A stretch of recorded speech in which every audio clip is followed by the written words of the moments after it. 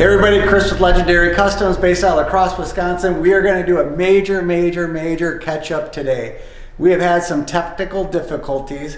I've been home with the flu. This is a first day back after 15 effing days. If you are sick out there, I feel for you.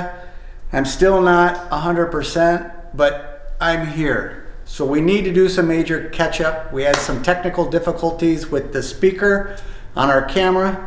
So here we go. God's Country Car Show, La Crosse, Wisconsin. We plan on revealing the 1966 GTO down there, and I want to do a run through because the guys have been putting parts on the vehicle and they've gotten some great things done. Come on over here, check this out. As you know, this is an LT1 engine, 6.2 all aluminum block, 425 horsepower, paired up with a 10-speed automatic transmission. Yes, a 10-speed. Mathematically, with the gear ratio that this has, along with the horsepower this engine will provide, mathematically this car will be capable of reaching 170 plus miles an hour. Corey, you're listening to this? This motor only has, it's like 672 or less than 800 miles on it. The reason why we have this motor is because the previous owner did not respect the power and he wrapped his car around a tree. So this came out of a 2022 Camaro.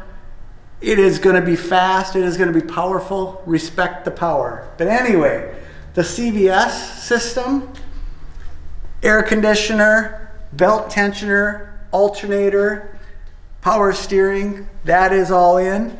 We did have to order a brand new pulley for it for the harmonic balancer. The Camaro harmonic balancer does not work with this system. You have to buy one from the truck, which will bolt right on. That will be in tomorrow morning. Now, this thing I already explained is going to be fast as hell. We have a full UMI stage 2.5 system under this. Tubular A-arms, adjustable, the Viking coilover in all four corners. I believe it has, each shock has 8 or 12 different adjustments to it. Those adjustments make it softer, make it harder, make the response time faster, make the response time slower. So we can literally dial this in to be a cruising street machine or dial it in to be very sporty, very tight, so it will handle on a road course if we wish. The whole rear end, all of the, my mind is gone. All of the torsion bars, they're huge. They're bigger than the stock, front and rear. The rear didn't even have them. The rear are bolted on with, again, the UMI system. This thing is gonna ride beautifully. Now on the inside, you gotta be able to stop, right? Drilled and slotted rotors, big ones from Willwood. These things are going to stop this beast as needed. The roller tires that are on here are only 14-inch. We're gonna order 18-inch. That's one thing that I have to order. The guys have the sound deadening mats in. I ordered the carpets today. The carpet also will have a strong juke back for sound deadening. Jeff got in the vintage air bass system, so that's in place. Good to go there. I think I said it. Dakota digital gauges were ordered today. We did end up buying the blue backlit carbon fiber face. It will be a very classic look, but yet modern. It's not gonna stick out like, oh, they did something different, but it's gonna be, it's a nice mix between the modern and the classic look. Those are ordered today. They're in stock. We'll have them by Wednesday of next week. We're gonna do something different on this. We're going to cut and buff this all by hand versus using the DA. We're going to try getting it straighter than straight can be. All of Zach's paint jobs have won best paint in many shows all across the country. We're going to try doing this one by hand and see if we can get it even straighter than what we normally do. Dash pad is in. There's so much to be covering on this. It's just all new glass came today.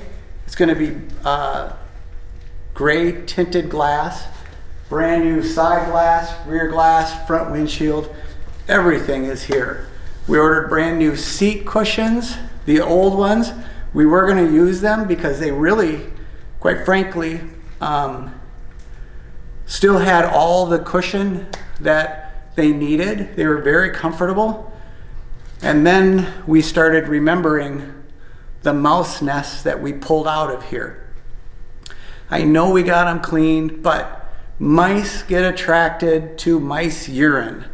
And if there's any smell in here whatsoever left over from the old mice, it will attract new mice in here. And all of this beautiful work that Corey is having us do and his family's having us do, it will just attract new mice in. So we spent, I think for the front and rear cushions, it was like $300, $400. And that is so inexpensive insurance to keep the mice out. We just did it. This vehicle is going to be a family legacy car. It is going to remain in the family for eternity. It was Corey's uncle's. He said to his uncle, I'm going to redo the car, and it's going to be passed down through the different family members. Now, the modern engine does have the coils, as you know. These covers, I'm not going to be able to throw it on. Tastefully cover those up. We use the same silver blue that came in the 1966 GTO, the paint color on here, and it is sharp. I wanted to pull that into the interior and pull that in tastefully. So that silver blue, this normally was a darker blue.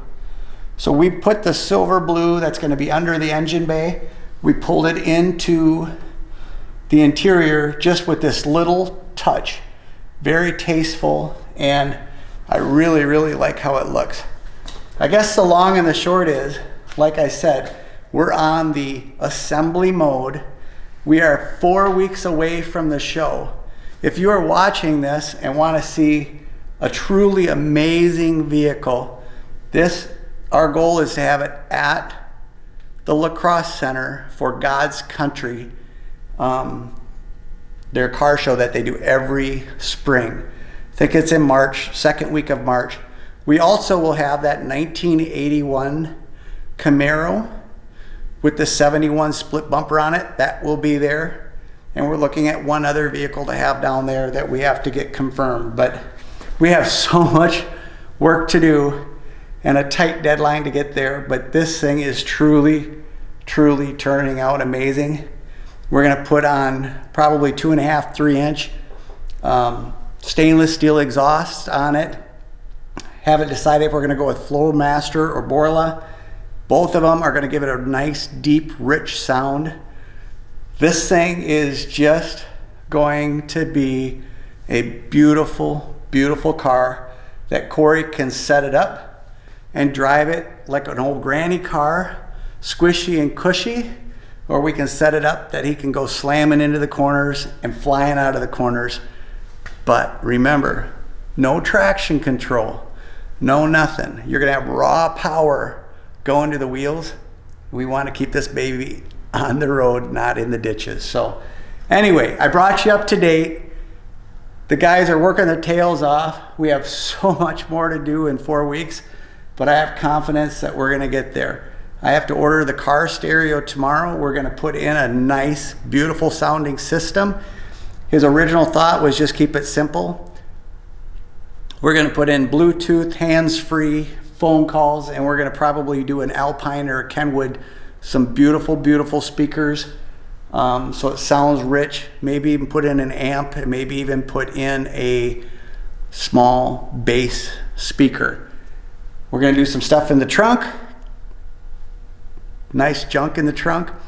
And spruce up that area. But all the way around, this car is just going to be beautiful, rocking. Black is black, and you have to have it perfect. The guys are pulling it off.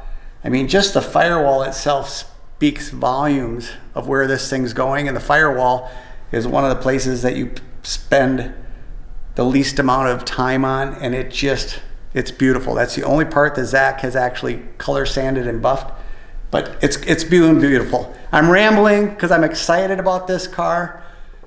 Thank you so much for watching. 1966 GTO.